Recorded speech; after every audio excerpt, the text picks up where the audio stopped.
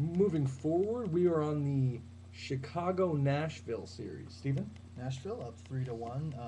Obviously, Chicago last year, really good team. This year, even better team. You know you're good when the second line right winger on your depth chart is Marian Hossa. Back bump. He's a coward. You got something going on. Marian Hossa, please come play for my team. Everyone kind of counted Nashville out. They seem to forget that Nashville has played Detroit a couple of times in the playoff, taken 6 games, and they happen to lose because Detroit is the shit. There are, how shall I phrase this? Detroit. I believe 10 years, 100 points in the last, on all those previous 10 years. You've pretty much shown you got the shit. Nashville's a good team. They don't have a lot of scores, but the way I can describe it is they got a team full of 20-goal scorers who can grit the fuck out of you. Now, I say Nashville has the number 1 defensive core in the league. But the reason I find it interesting is I would put 2, 3, and 4 as the following. 2, the Calgary Flames. 3, the Toronto Maple Leafs.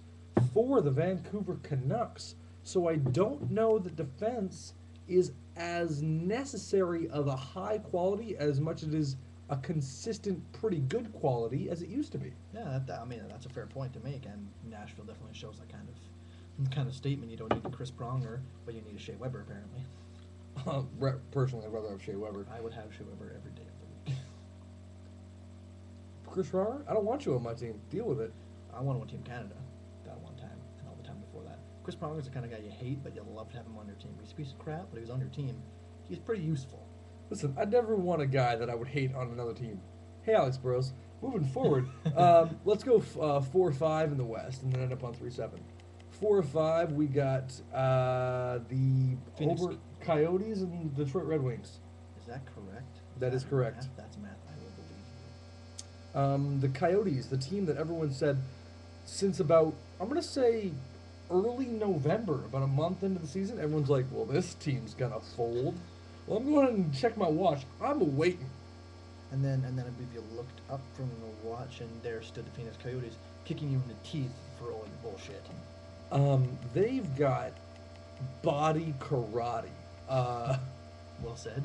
Out the yin yang. They will crush you. They will score on you. They've got that Brisman and the Nizet. Yuli Brizgalov, man, you know what? Best waiver pickup apparently in the history of time.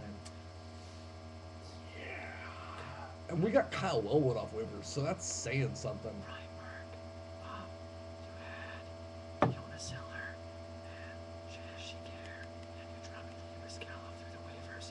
Who's doing better than the two of them combined? What he just said was that Brizgalov was better than Hiller and Jaguar, but you couldn't hear him because he wasn't close enough to the mic. I want you to rewind that and crank the volume. I want you to crank it. Shut up. I want you to crank it, and you'll hear what I said.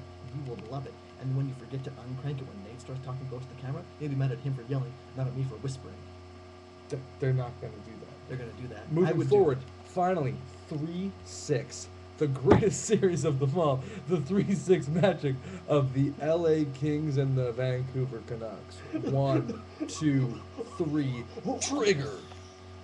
You know what? It's been a pretty competitive series, I'd say.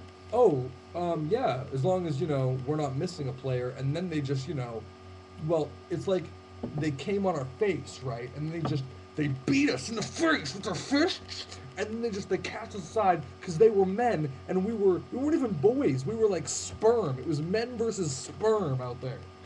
How come every time you're unhappy, you make some sort of reference to ejaculate and physical violence? Listen, I really like just punching myself in the dick when I'm jacking off. Is that so wrong? Look, Nate, not all of us have a banana punch dick, but don't rub it in our faces, man. That's fair. You want to just So we're only down 2 series, two games to 1 in the series. Yeah. People are pretty upset because they won 2 games. We're not going to sweep every series like we did to St. Louis last year. They play up to 7 games for a reason. The boys are going to get it together. That disallowed goal was bullshit. That was a motherfucking goal. Shit happens. If it takes you 10 minutes to figure whether or not it's a distinct kicking motion, it's not distinct. You had to check for 10 fucking minutes. I swore. Deal with it. You swore a bunch of times. A bunch of times. You know what? You have to face adversity in the playoffs. And hockey, that's just the way it is. And if you're going to be a champion, you're going to come through. And I think we are a good team. We have a very, very reasonable chance to go into the Stanley Cup Finals. And if we're going to do that, we have to get through this. And that's what we're going to have to do. And we will. That said, LA had less points than us in a division that contained both San Jose, Anaheim, who, despite where they finished, is a hard team to beat. Phoenix, not Phoenix. Phoenix is in that division. Oh, Phoenix is in that division, and Dallas. and Dallas. So less points, but personally, I think that's a harder division. You know what? Years past, I agree with you, but this year, that's a good division. Our division, the Northwest is pretty much shit. Formerly the best division in hockey, by the way. We got lost. Yeah, we probably need to at some point figure that shit out. But hey, here we are, and we get in first place, and nothing wrong with a little first place finish. Let me tell you. Cheers. This episode of Ball and Awesome has been brought to you by Bud Light Lime, apparently. But Lyman and Fozzie, that's what we're doing today. Thumbs it up. Peace.